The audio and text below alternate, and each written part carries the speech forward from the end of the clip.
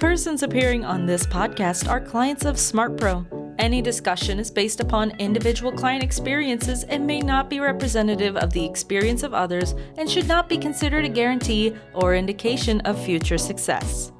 Discussions in this show are for entertainment and educational purposes only and should not be construed as specific recommendations or investment advice. Always consult with your investment professional before making important investment decisions. Securities offered through registered representatives of Cambridge Investment Research Incorporated, a broker-dealer, member FINRA, SIPC. Advisory services through Cambridge Investment Research Advisors Incorporated, a registered investment advisor. Cambridge and SmartPro Financial are not affiliated.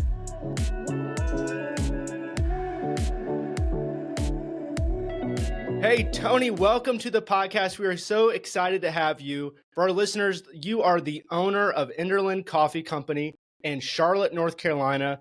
We're excited to have you for a lot of reasons. Number one, you're a business owner, you're a small business owner, and you're running a business very differently. Enderly Coffee Company is a different model than what most have out there. And so I want to start with just straight off your website. If you go to your company's website and you listen to your story and the videos about what you're doing, you can get a sense of who you guys are, but I want to hear it from you and your heart. Your tagline is people first, coffee always. You have it painted on your building. You have it on your website. What does that mean? What's the heart behind that? Yeah. Well, thanks for having me on, first of all. And I'm excited to share a little bit about our company and go a little deeper and hopefully get to share some nuggets that I've learned over my decade of business here. So people first, coffee always just comes from the idea that like behind everything, there are humans, right? So whether it's the jar of local honey that we sell on our shelves or the patches that are stitched on our hats or the beans that we're buying and roasting and selling, like there's fingers that are touching all of those things.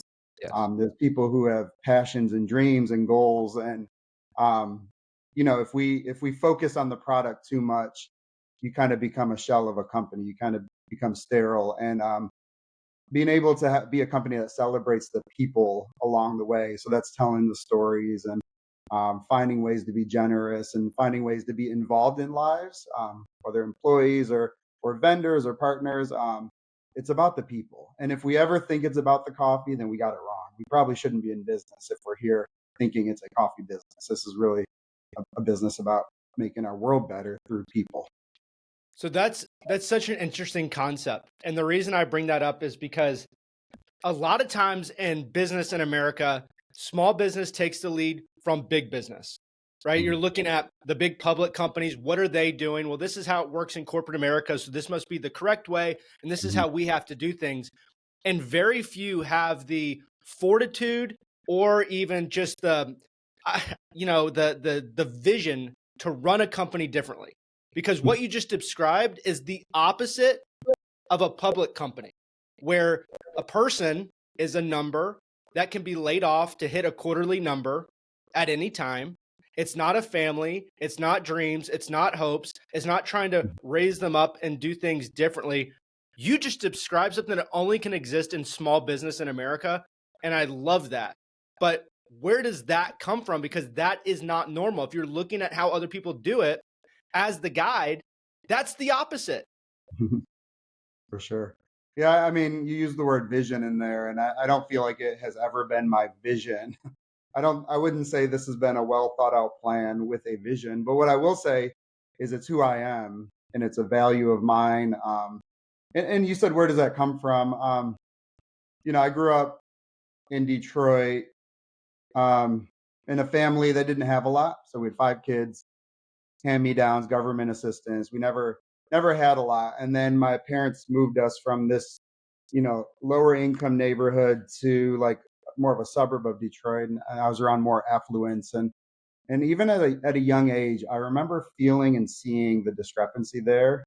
And it kind of like broke my heart a little bit. It kind of broke my heart, and probably not at that time, probably more now, but it was really apparent to me that there's a big discrepancy in this world between what people are given and where they come from at birth to where they are at a certain point. And I always felt like the underdog. I think my upbringing kind of put me there, and I always saw that. I saw the discrepancy in the shoes that people wear and the types of cars people got when they were 16, and did they buy their car or did their parents buy their car, and Sure. all those things. So when it comes to running a business, like I think it comes from that underdog kind of blue collar Detroit mentality of like, we're not the capital funded coffee roaster here in the city. We're not the hippest coffee roaster in the city. But what we are going to be the underdog company that's just going to be really good neighbors. And through that, through all of our relationships, try to change the way people see our neighborhood, which is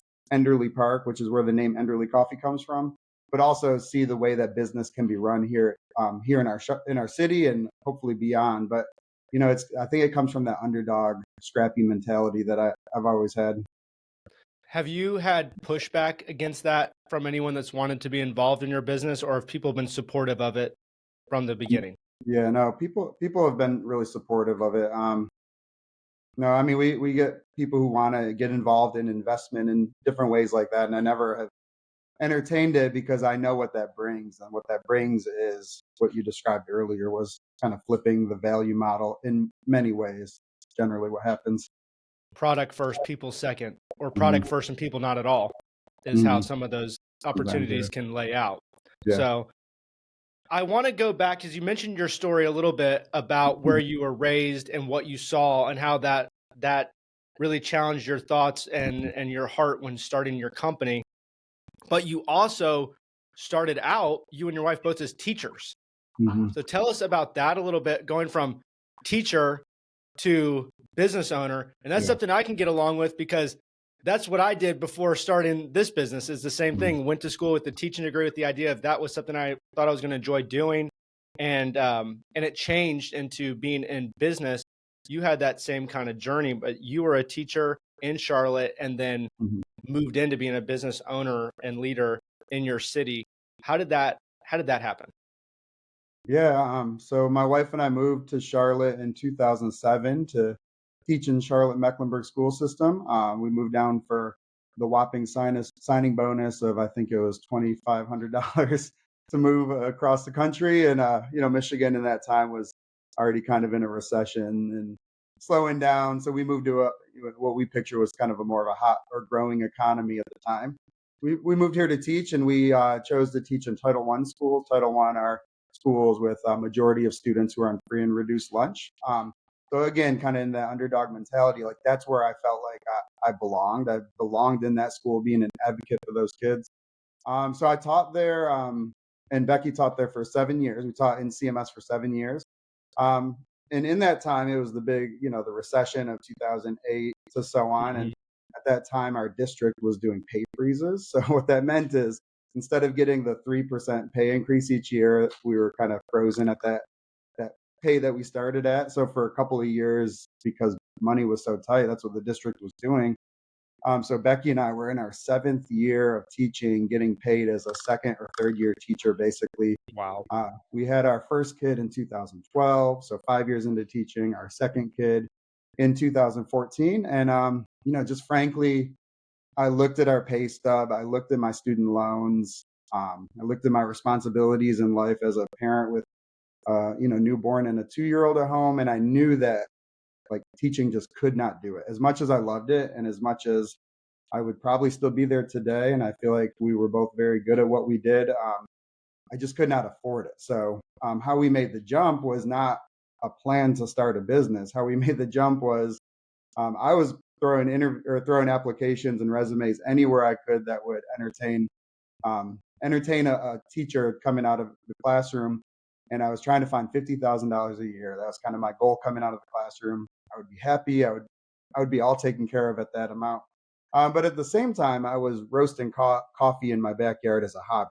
So similar to how brewers of beer can brew beer in their garage as a home brewer, we were roasting coffee and just sharing it with friends and family.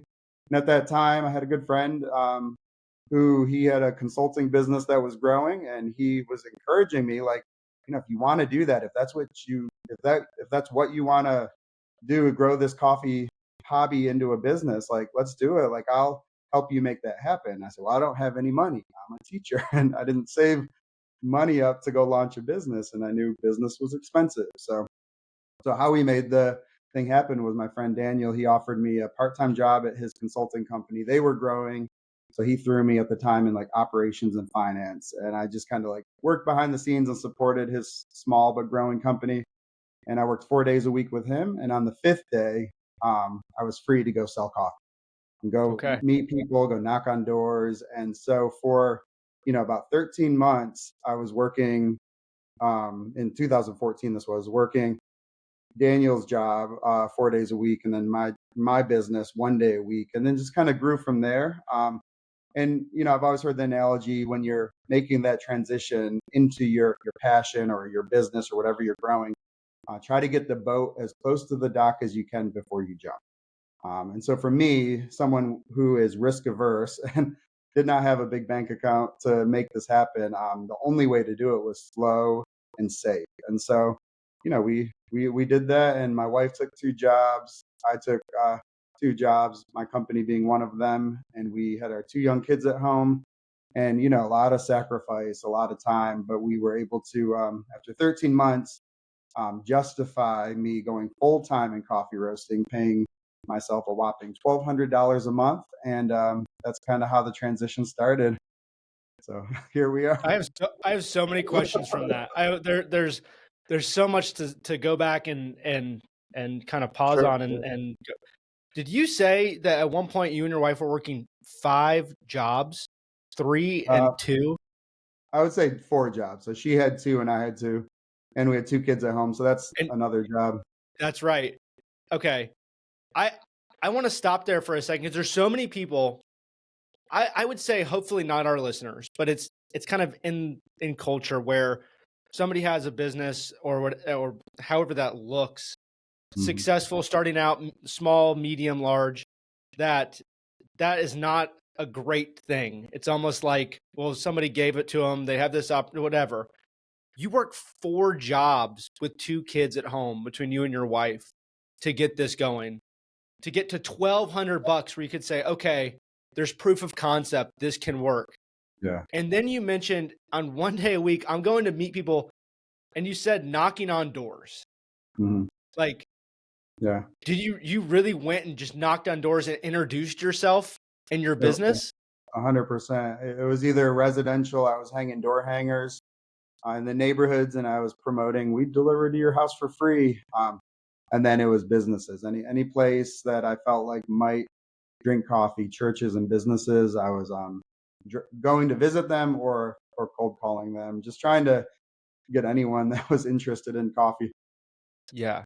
Oh my willing goodness. to try it. No, Yeah. and that's the side of business that so many people don't see, right? They go, oh, the shop, and look what that looks like, and the website, and this is awesome. They must be doing so great. This probably started out this well. And it's like, no, you didn't see everything behind it. You didn't see the risk adverse school teacher that was going, I don't know how we're going to make the bills work with a growing family. This is not what I envisioned. I've spent time going to college, getting a degree, choosing to work in a Title I school. And if you're listening to this and you're like, I don't really know what that means, you're working with some of the students that need the most help there can be. A lot of times you're in areas where English may be the second language. You're in areas where everyone's on free and reduced lunch.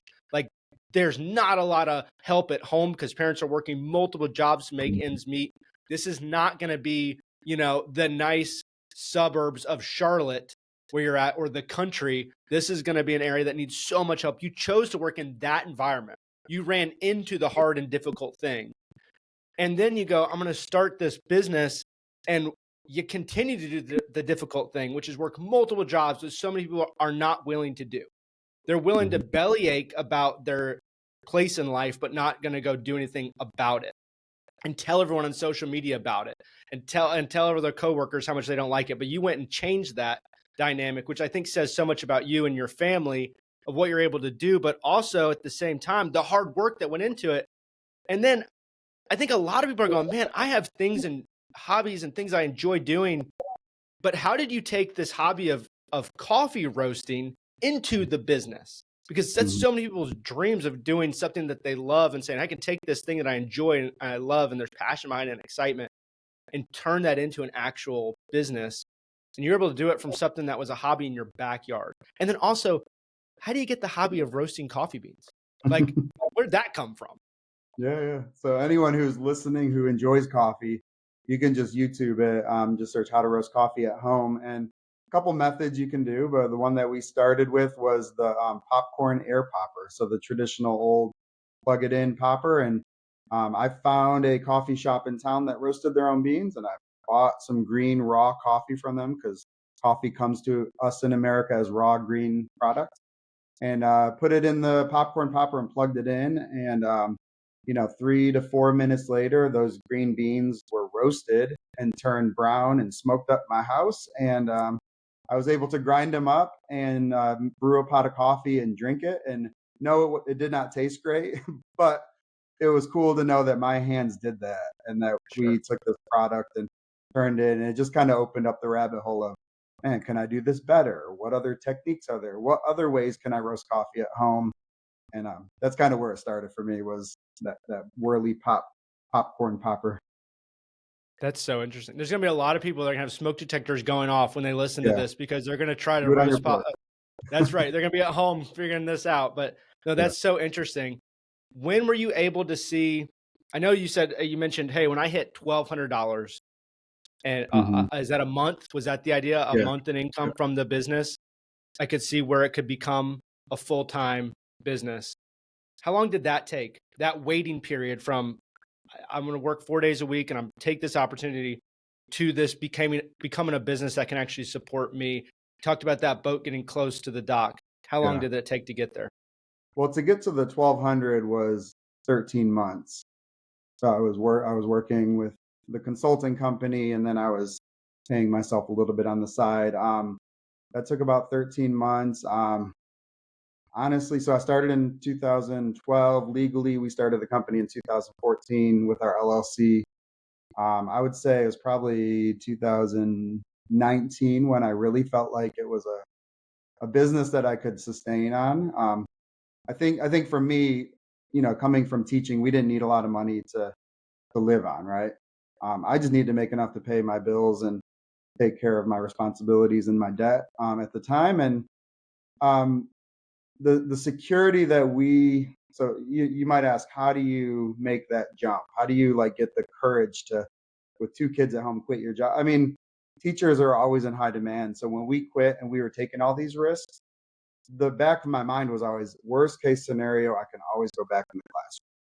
Like Yeah. it would be good for the kids and the students of the school, and it would also pay my bills. And we would have like barely anything out of pocket because we were bootstrapping this. There wasn't debt on the company. So I always had that safe plan of like, even when I wasn't paying myself quite what I felt like I should have or could have, I knew that if this doesn't end up working out in 3 years or 4 years, then the classroom is always calling. So that's the security of a teacher. If you, I think, look back on it and you Yeah. said, okay, I know you're in it. So looking back on the beginning, looking back on some of the tough Mm. decisions and tough times that you had to get through as a business owner, was there ever a period where there was fear that held you back? Looking back, man, I really dwelled on that, and that Mm. held me back. Uh, and maybe it didn't ever come to fruition, or maybe it was something that you, looking back on it now with more experience, went, I shouldn't have been so worried about that. Yeah, I mean, at a micro level, it's every day. It's the conversation I need to have with my employee, right? I'm holding back on that. I'm nervous of how that critical conversation is going to go. Or macro level, it's taking that risk or making that phone call to that lead that I feel like um, would turn out to be a really good thing for us. So there's a lot of times in the micro level that's happening. In the big level, honestly, like we just took such small steps every year. I mean, we Yeah. grew 20 to 30% a year for a decade. Like just growing it organically, no big jumps over time. I don't feel like there was a lot on the macro, like business strategy level that I was held back on. The biggest story I have where I held myself back and I kind of laugh at it now was, I don't know if you're familiar with the Indiegogo or GoFundMe model, but we were trying to buy a commercial roaster at one point, right around 2015.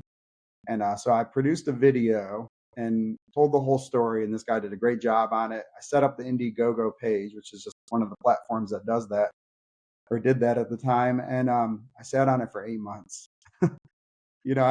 I was terrified. The only way I could describe putting a product or a business out there is like, it's almost like walking out in public in your underwear. It's like, are people going to look at me? Are people going to laugh at me? Are people going to see me? Are people going to like me? And all those Sure. things are rushing through you, and you're scared of what the world's going to think, and if you're going to get rejected, and all those things. So I sat on this Indiegogo fundraising page for 8 months before I finally launched it. And it was only for the fact that I was scared. I was nervous. So, I mean, if anything, that time maybe helped me develop a little bit to get ready for it. But on the flip side, the best thing I could have done at the time probably would have been is just launch it, launch Yeah. it, get some excitement going. And but I remember how I felt every day. I was like, gosh, I just want to click publish, just want to publish it, but I never did. And it took 8 months before I That's really did. interesting. And it was well I supported, and people were excited for us to give it a try. And I think it's still out there. You could probably find it on the internet I now. I appreciate that story because I think what a lot of people get, whether it's somebody thinking about starting a business or just people's perception of it, Mhm. is a lot of what maybe they consume from more of that business influencer world, Mhm. where it could be whether it's, Instagram or Facebook or TikTok, whatever, where they're consuming information of what they think a business looks like, what they think it has to be, and I'm thinking 4 or 5 years ago where it was like everything was grind 24/7, never stop, like take Mhm. no prisoners. And it was very much just, all the time. And that's changed. And now it's enjoy your business, how to do that. And now it's had this shift. But when you hear from actual people in business, not influencers of business, but in business, you hear stories like that of, hey, I sat back on this for a period of time and there's fear. And the fear was judgment. Would people like me? And it wasn't necessarily, and you probably thought this too, is a business going to work? Like, is anyone going to buy anything? Is it going to stay at zero? But it was the other things that people maybe don't think about of, what do I have what it takes to actually have a business? Like, does this going to make sense? And that side of it I find to be really refreshing. And I bring that up not only because of that comment, but in our discussion prior to recording, I said something and it wasn't like me. Okay. But I said something like, what's the long-term plan, or what's that look like? And Mm. you kind of laughed and you got a little fired up. And the reason I bring that up is because I think so many people think that every business is spreadsheeted out for 1 year, 3 year, 5 years, 10 years, and this is where it's going to be. And if you're not doing that, you're not running a complete business. And if you don't have those thoughts, then you're not leading well. And it's not that there's not vision. It's just in a business, things change all the time. And it's like you mentioned, these little wins that keep incrementally going up and up and up. And, James Clear talks about that, and when it comes to habits, of getting 1% better. And when you add that up over time, how much better did you get? And it's the same thing with a lot of small business, especially ones that aren't getting, PE, they're not getting capital. They're Mhm. not going out and getting a ton of debt and loans to grow. It takes time and it's slower. Why did that kind of strike a nerve with you when we were talking? Man, honestly, Rick, it comes from my childhood again. It probably comes from that underdog mentality of, um, gosh, you're talking about the influencers. I'm talking about just local businesses and people who are able to just have an idea, sign a lease, and build out a space with a big, whether it's funded or a loan, and open a coffee shop like that. And you see that going on, but like, that that's not always the right thing. Yeah. Um, and so it's like gosh, so you asked me, I'm going to reframe that. So you asked me like the future, why did that strike a nerve? And I think part of it is because we don't know. None of us know. But part of me is like what is the end goal? Is it the end goal of Tony, or is the end goal of the American culture? Like the American culture pushes so hard, entrepreneurship culture pushes so hard on growth, expansion, success, win, domination. I mean, it's in everything. It's in business, it's in politics, it's in everything, and it's drowning us. And we all kind of, I think, are worse off because of that culture. And in my business, like, I don't need to go dominate. Like, there's a growing specialty coffee market in America, in the world, and we just need our piece of the pie to grow a sustainable company, to pay our farmers well, to pay our employees well, to create good jobs, and to allow me to, provide for my family. And that's good enough. And I don't think our culture pushes that's good enough. And it is. And it's something to celebrate. I have a balance in my life that I've created, and it's good enough. And I'm really grateful for everybody who supported us. I've watched over and over these businesses just kind of like launch and grow, and then I've also seen the flip side of that, where they grow and then they have to recalibrate, and sometimes that means closing 7 locations, and sometimes that means bankruptcy and closing shop and opening a new business. And so I've seen a lot of stories over the last decade, and I just know that, like, that's not the answer. It doesn't feel right in my heart. I don't think any of us are better off because of that push. Excuse me, my dog. He just, but it fires me up because I don't think it's good for us, and I believe we are good enough, growing a sustainable, healthy business. So I want all of our listeners to go back. They hear the dog bark. Go back, okay, and listen to the last 3 minutes, because I think what you said is profound, and it's not spoken about. It's quiet. Yeah. And you mentioned it's good enough. Mm-hmm. And there's so many people that need to pause and let out a deep breath and go, it's good enough. Mm-hmm. It doesn't always have to be dominate, more, the new car, the new house, the new business, the new clothes. It's good enough. Mm-hmm. And the reason it's profound is because I spoke to this with our interview with Dr. John Deloney when we talked about margin in life, margin in business, margin in finance, that it almost seems un-American to not want to go conquer the next hill, the next thing, the next adventure. What's there? Like, it's that thing that's in us, and we've always just, it's who we are. It's why people work so hard, that they do so much. And it's like, to what end? To what end? Is it just to have more? Yeah. And if that's it, this is a hopeless and hollow endeavor. And that goes back to that whole, grind culture of never stop, always go out there, like 24/7, someone's trying to put you out of business. Like, people don't matter. It's a number.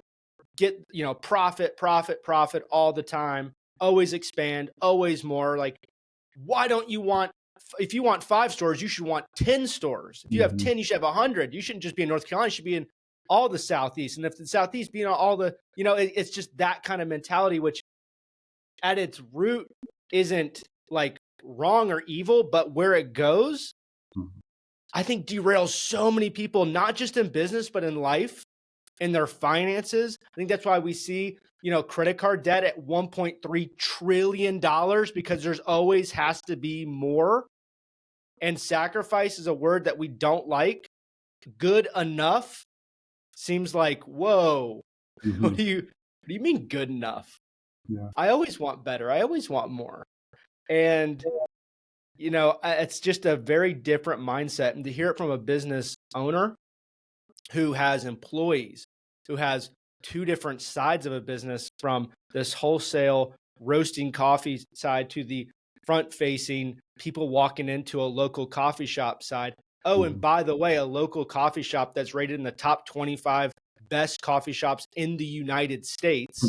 So that's an interesting thing to throw out there. This is not some, some business endeavor that's struggling and can't do. It's not like, it's getting recognized for what it is, which is a top place to go get coffee in the country. Yeah. So good enough also doesn't mean you can't have excellence, and you can't do things well, and you can't do things good. And so I know I'm talking a lot in this but it's because it struck a chord with me as somebody who struggles at times with always wanting more. What's next? Never satisfied. Oh, I love my car. 6 months later, I hate my car because it's not as new as that car. Right? It's Mhm. I don't like my So, business because it's not as successful as that business. yeah, yeah, that's So hard. I love the honesty and what you spoke about. And I think people need to hear that, and it's refreshing. So make sure you don't buzz past that and go back and listen, because I think it's very important. Discussions in this show are for entertainment and educational purposes only and should not be construed as specific recommendations or investment advice. Always consult with your investment professional before making important investment decisions. Securities offered through registered representatives of Cambridge Investment Research Incorporated, a broker-dealer, member FINRA SIPC. Advisory services through Cambridge Investment Research Advisors Incorporated, a registered investment advisor. Cambridge and SmartPro Financial are not affiliated. You talked about balance, you talked about life. How have you intentionally created that so that you aren't having, this is going to sound dramatic, but I feel like a lot of us build really nice jail cells, okay, where you're captive, whether it's It your feels like business, that. your job, your lifestyle, you know? Mhm. How have you been able to not do that and own a business? Well, I'll first say I have done that in many ways, and I've learned many times on what that feels like. So, but over time, we've been doing this now for just over a decade, and I've learned over time what I believe is important in life, and that's for me in this season of my life. I now have 4 kids, all under the age of 13 and under. Like what matters to me in this life is them. It's my wife, it's my kids. So as much as the business has grown over the last 10 years, none of that matters if like it's not good at home. And if my kids don't know me and see me um and that's my priority. That there's a question from Simon Sinek that's always he does the TED Talk on find your why, and I can't come up with this big grandier why. For me, my why is my kids, to wake up and make sure I'm providing core memories for my kids in the current, and then hopefully financial support in the future. So how do I create that? I mean, um, it's just key people in the right places. It wasn't always that way. The first 7, 8, 9 years, 8 or 9 years. I mean, I was definitely like working a lot more than I would have liked to, especially on the weekends when my wife was at home with the kids. But one thing I've always done is like 5 o'clock. If I don't have an event afterwards or something, 5 o'clock, I'm home and we're at dinner and we're together. And in the morning, I might go into the warehouse early in the morning. I do a like 4:30, 5 o'clock a.m. Then I come home at 7 o'clock every day so I could drive my kids to school, help them get ready and everything. And those are just things that I've built in and I've prioritized. And it's happened over time when I've realized that like I'm burning out and I'm missing out on key things, and having key people in place and then intentional planning. Me and my wife do like we always joke it's like a board meeting, but the beginning of the school year, we have a board meeting over our schedules, and then we do it weekly as well to make sure our schedules line up. But that schedule is around, are we able to, be where we need and want to be? And that's usually either the bus stop after school or taking them to school in the morning. And then my weekends, I just make sure that, I have really good people who are taking care of the farmer market, the coffee shop, and then any needs at the roastery at the time. And, that changes too. Like sometimes that transition will happen. I'll have to jump in the coffee shop here and I'll take over the farmer market next week. But, most of the time, like 5 o'clock, 4:30, I'm at the bus stop, get the kids. 7 a.m., I'm at home, take them to school. And that's so important to me. And core memories are critical to me as when I was a child. I want my kids to have the same when they grow up and have very fond memories of our family together and vacations and trips and the things that we do. I love that. That's a refreshing thing to hear as somebody that's in business, but also supports other entrepreneurs and, wants to highlight what they're doing, to say, hey, this is a different way of operating a business. And there's one that you can enjoy it, and it can be something that's a blessing to the family People are like, well, Mhm. wouldn't they all be? No, they're not. There's a lot of people that their business is their life and Mhm. everything else comes second. And especially, I'm going to speak, as a man, especially for men, a lot of times they go, well, my job is to be here doing everything I can to support. And that's a nice way of being able to cover up and saying, I'm going to dump everything into the business and I'll deal with the family when they get older. And they'll be Mhm. able to look back and go, well, dad always supported us well, but he was at work 20 hours a day. And I Yeah. love that you kind of flipped that on its head and said, no, we're going to run a great business and we're going to make impact with our people and our community. And we're going to hire people. We're going to treat them well. We're going to treat our Mhm. farmers well. But dad's also going to be around. Yeah. It's not an That's so either or. important. Yeah. Yeah, and that's where when you ask about the future and I talk about sustainability, my goal is to always be improving the job, right? So as we grow, like I'm always looking at pay, I'm always looking at benefits, and on top of just the connection I have with our great staff. But if I didn't have them, I would not be able to do any of the things that I'm talking about now in terms of balance. And I want them to have balance too. But they Okay. know what they're hired for. They know that their role is that Saturday morning farmer market, and or they know that they're the coffee shop. And throughout the week, their balance might look a little different. But for me, it's like without our warehouse manager and without these key people, like and without good jobs, if I didn't provide and try to build good jobs for them, then I would be dealing with turnover and dealing with transition and dealing with onboarding new people. But fortunately, we were able to retain people generally longer than what I notice out in the industry. And I think that's the intention with sustainability is to have just like a better quality of life for everybody and have a good culture and have a good place where people want to be. Yep. I love And I'm that. not perfect at it. I'll be the first to say it's never been perfect, but we're always striving towards that. Yep. Always be Yeah. getting better. Let me ask you on that sustainability one, because I think specifically in America, when Mhm. it comes to food and agriculture, people have gotten further and further and further away from original source of where that comes from. Mhm. And you look at our history of how many people were farmers to now, you look at where products come from around the world. Most people have no clue where something actually Mhm. originated from. They just see it in their grocery store and on the shelf. You're actually dealing with areas all around the globe, but with farmers that are Mhm. growing the product.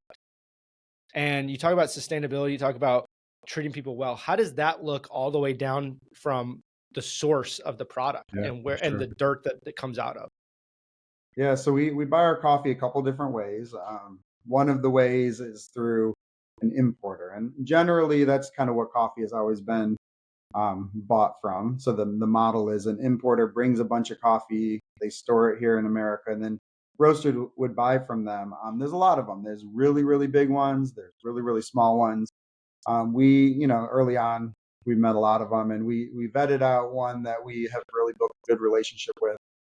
They are in Charleston, and the guy I work with, the sales rep, his grandfather was the guy who started the company, or maybe even great grandfather. But 1917 was when they started, and I remember they celebrated their 100 years in 2017. But what I learned from getting to know them is they really care about the relationships and partnerships that they have, and they know where they're buying from, and they have relationships that some of them span decades. That was really important to me because it's not just a transaction in that front. One story, I was going to Guatemala in 2019, and we had a farm there in Antigua, and I asked Ricky, "Hey, could you connect me?" And he texted me and the farmer and put us on a text chain. And when I, pulled up to the city, they were ready for me and just took care of me. And they know Ricky very intimately, and he knows them very well. And it was just a good example of like this isn't just they're buying green beans off a boat somewhere. Like they know what they're doing. So that's one way. And then the other way is we do have a couple direct relationships. And so what that looks like, it looks different for everyone, but one, for example, is our Guatemala coffee from the Levas family. We've been buying from them for over a decade, actually. I started buying just 50 pounds at a time, and that 50 pounds would be in a box, and UPS would be carrying it up to our porch and sweating and probably cussing under their breath, dropping it off on our porch. And So the Leyvas family, we were connected with them through someone who visited Guatemala, and they brought us back some of their coffee. I reached out. I said, "Do you guys sell green coffee?" And so Norma and Armando, they live there outside of Antigua. They farm the coffee. And then one of their sons, Giovanni, moved to Arkansas. He moved there 15 years ago, so I believe, and he brings a bunch of his parents' coffee with him, green raw coffee, to Arkansas. And he actually started a roastery himself called Leyvas Coffee. Leyvas is, the family name for them. And so I know the grandparents, I know him, and I actually met his brother when we went to Guatemala as well. But he directly gets it to us. So we're sending 100% of that money to him, which then goes almost 100% back to his family once you take all the importing. So like for me, it's getting to know them and going to spend time in their living room in Guatemala and sipping coffee, and I'm getting to know their property and what they do, and their heart. And Giovanni came through Charlotte probably about a year ago now, and it was fun to get to know him a little bit more in person. So I don't know, like there's people that touch all this stuff. There's stories, there's grandparents, there's all this, and it's so much more meaningful the more you can know about the coffee that you're buying. So most roasters today, so if you have listeners who are into specialty coffee, most roasters are probably doing some pretty good sourcing. Ethically traded coffee is more accessible today than it was 5 years ago for sure. So I mean, I would just ask your favorite coffee roaster, like where do you buy your coffee from, or what's the story behind this coffee? Most of them should be able to tell you a little bit more, but it's just so important. It's a core value that we carry, and it's why we do it, and we also spend a little bit extra for it, but it's worth it because it's meaningful, and that money goes a long way. So Tony, you have somebody right now. I have. You're watching on YouTube. I have my coffee mug here, full of coffee. If I told you, Tony, all coffee tastes the same, what would you say to me? And why is there a difference? Yeah, well, for some people, they really just don't care, and that's fine. I'm not going to be the person that says everyone has to care.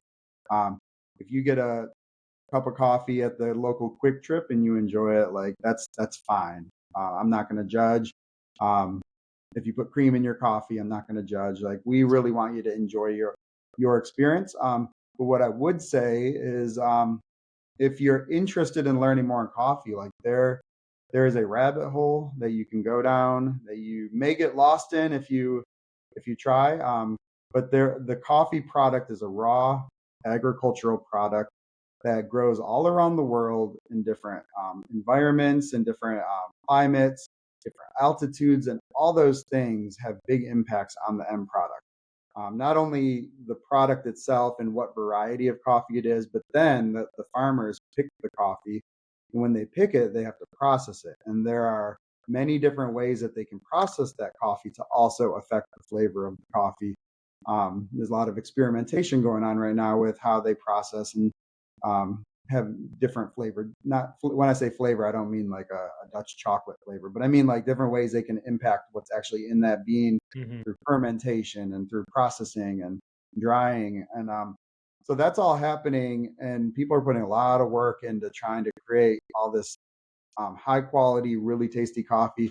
And then they're importing it to roasters like me. So the question you asked was, what would you say to them? I would say if you want to experience it, I would go to a local shop or a local coffee roaster someplace near you and ask, do you guys offer any tastings or cuppings? And a lot of people do. Some of them don't. But what they would do is line up a couple different coffees for you to taste. And if you are able to taste a fruity light roast coffee next to a chocolatey and nutty medium roast coffee next to a more traditional dark roast coffee, even if you just did those three kind of genres or types of coffee, then you would be able to recognize that, yes, these are all three very different coffees. There's something in there that's happening that I don't understand, but they're all different. And then you can start dialing in, like, do I have a preference? Do I like the bitters and the dark roast, which a lot of Americans do? Or do I really enjoy the sweetness and the acidity in that light roast, natural processed coffee? And then you start asking questions. How do they make it taste that way? And then you know what questions to ask the next roaster you visit and try to find, do you guys carry any natural processed Ethiopian coffees? And that's how the rabbit hole starts. But I would recommend anyone interested in this just kind of go for it and try ask them or buy a couple bags yourself and try them side by side. But they are all very different. It's kind of like wine. There are so many differences in it, and it's a rabbit hole I think everyone who's interested should go down at some point. Yeah, that's super interesting. Yeah.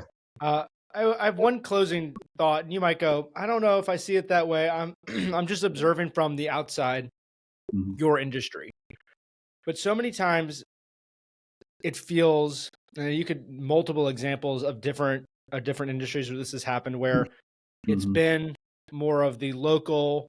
You could use the mom and pop idea, whatever that would be, but the local industry, and then here comes some big corporate, right? Walmart's probably the biggest example of this, like Mhm. into a town, and it takes out the small shops. Mhm. uh whether it's bookshops with big book companies back when that was a thing prior to Amazon, and it just keeps seeing this iteration of that.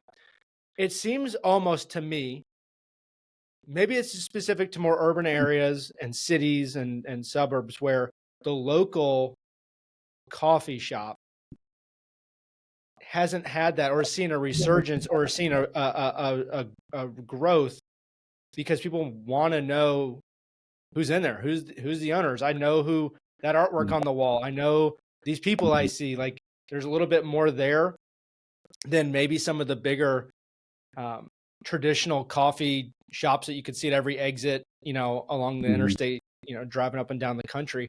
Do you see that at all, or is that just no? The local coffee shops are getting hammered by big companies, and it's actually dwindling. Or do you feel like there is people that would rather go out of their way to their local store?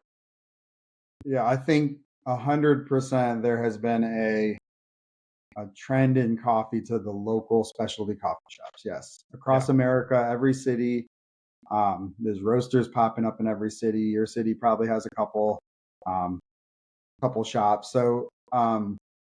But yeah, it's definitely happening, but it's hard.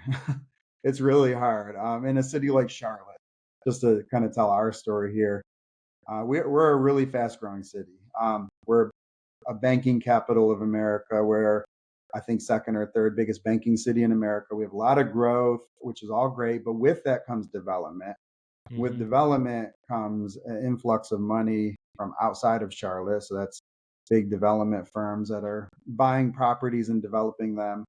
So then you end up with like this scenario that we're in, where generally, if you end up speaking to corporate developers, like their expectation on small business is almost up there to what they expect from a traditional like corporate business. So talk coffee shops. Like what if I went to open a coffee shop in this new development in town? It's probably going to be like expectations are really close to like what Starbucks would be offered to get their own shop in there. So it makes it really hard for us to like find the right opportunities. And I'm seeing a lot of small businesses over the last 3 years, especially, like really struggle in our city.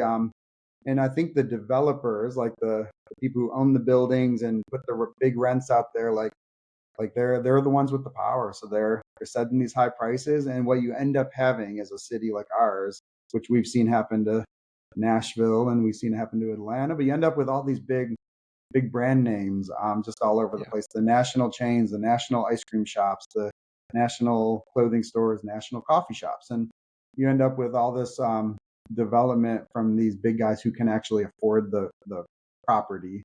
And it just makes it really hard for us small businesses to go there. So I say that all to say, no matter where you are, what city, what your interests are, like find your favorite local businesses. I mean, you don't have to go visit all of them. There's so many, but if you can find like your couple that you just fall in love with, the Hmm. people, the product, the experience, like go there regularly, like be a regular there. But then also leave those reviews. Those reviews make a big deal on Google, Yelp, everything. Tell all your family and friends. Share their product as gifts. So coffee bags, for example, or gift cards to our cafe make really great gifts. And those customers, I can see them right now in my head. Those customers that are those raging fans for us, they've made as much impact on our business, probably more than they could ever imagine, just by becoming a raging fan and exposing other people in our city to us. So if you live in a city, find your favorite small business, do those things. It's not impossible. It probably fits within your daily or your weekly routine. If you're going to a coffee shop, like find a local one, like become that raging fan, leave a review, tell everyone you know, post on social media about them. It means so much more than you could ever imagine. I see every single post, every single review. Um, I respond to them. I engage with them, and I share them with the team too, so the team sees them as well. And it's just I don't think we realize the power that we carry in our dollar to vote on who we want to still be around. And if more people adopted that, I think our cities would be a much more interesting place to live. Otherwise, we're going to end up with the chains and the That's right. the big companies that come in, and it's really tough to watch. But I'm seeing it happen in parts of Charlotte right now, and Yeah. it's like I can't even try to fight or battle against power and money. Like they're going to always win in that sense. So what we need to do is that grassroots local support, and so I encourage everyone to consider ways that you can do that. It's very Well, meaningful. and I think that's a great area and spot to kind of end on. And as we're doing that, how can people interact with your business, with your company, and maybe taste coffee in a different way for the first time? Yeah, there's a lot of opportunities in our city for you if you wanted to explore our coffee, but I know not everyone lives in our city. So if you're in Charlotte, definitely come visit our shop. We're open 7 days a week. We're also at the Uptown Farmers Market, downtown Charlotte, every Saturday, almost year round. It's pretty amazing. If you are in Charlotte, we also do a home delivery service that we rolled out during the pandemic. It was a pandemic pivot of, if they can't come to us, we're going to take coffee and baked goods to them. And we've been doing it ever since March of 2020. So we love that. And I know people really love that. So if you're in Charlotte, coffee shop, farmer market, home delivery on Fridays, or we have partners all around town. We have lots of local businesses. If you're outside of Charlotte, website is always open, and we ship generally 3 times a week, and you get free shipping over, I think it's $45. If you buy enough coffee to get you through the weeks or the months, you can definitely hit that number. So free shipping nationwide. And one other thing, we are in Harris Teeter, which is a grocery store up and down the East Coast. So you can find 3 of our bags on the shelf starting this summer. We're rolling out a 3rd SKU there, and you can find them at Harris Teeter's from Maryland down to South Carolina. And it's a Congratulations. cool way to expand our product. Grocery doesn't make a ton of money, but it's great volume, and it's great. The margins are small, but it's a great way to share our product with others. So those are all different ways you can connect with us. Well, that's fantastic. Yeah. Tony, thank you for your honesty, talking to our listeners, to business owners, to Ramsey fans. Thank you for bringing this information to us. Congratulations on all the success that you've had in your business, and hopefully will continue to have. And we look forward to hearing from you again in the future. Thank you. Yeah, and thank you for all your support. SmartPro Financial, you guys have supported us in a lot of different ways, not just with some of your services, but also you also drink our coffee in your office, and you give our coffee bags as gifts, and we're just grateful. And you might think it's a small thing, but it's a really big thing. Our whole team knows your brand. You guys are amazing, so thank you. Thank you. Yeah. Hey, thank you so much for tuning in to this episode of SmartPro Radio. I really hope you enjoyed it. And I know you're going to love the next episode, because we talked to Warren Payne of Meyer Brown. Warren helps clients navigate tough international trade issues and taxes, things that we talk about all the time to our clients. Taxes, tariff, trade, they're on everyone's mind this summer, and he's an expert in this area. So don't miss out. And make sure you subscribe, because we put out new content on the first Monday of each month. We'll see you then.